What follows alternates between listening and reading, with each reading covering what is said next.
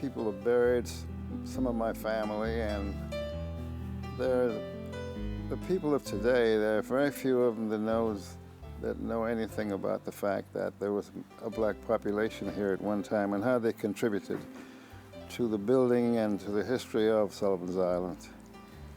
And so the fact that this piece of land was sitting there grown up, and with the pace of development, I felt that in time the cemetery would be declared abandoned and it would be developed. So I came up with the idea that what we need to do is try to preserve it.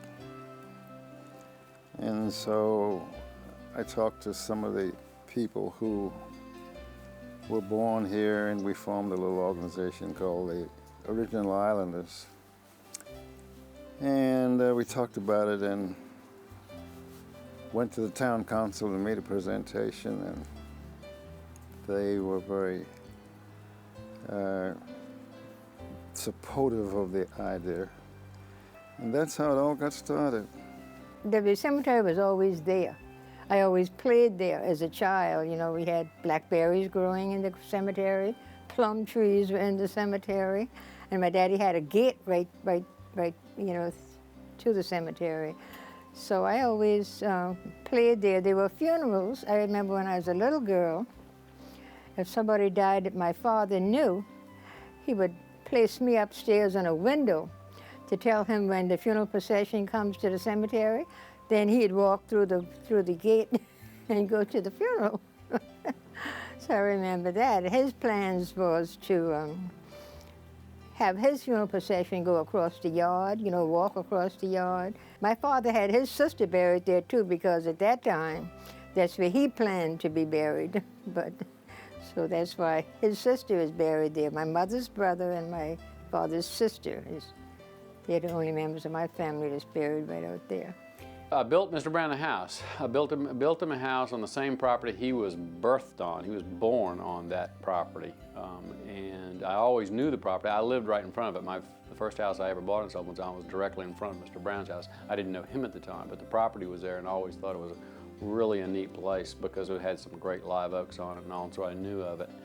And we just happened to be introduced, and so I built him a house when he retired and moved back to the island. I say the idea of the cemetery and reestablishing the boundaries and the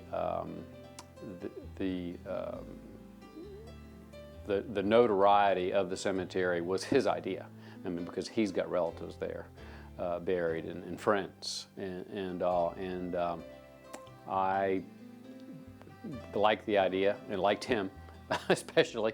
And so I got excited about it too. You know. The project is the idea is at least 5 years old, and at the present time, we're about to break ground. Within the next 30 days, we hope to break ground on starting. We had a lot of support from people on the island, those who have given money and others who have given of services. We've got physical volunteers. We had the AmeriCorps come and do work on the underbrush and to clear out the brush of the cemetery because of a person. The director of the AmeriCorps happened to live on Sullivan's Island. He heard of this. He said it would be a perfect fit. That was one way of his volunteering or helping this cause.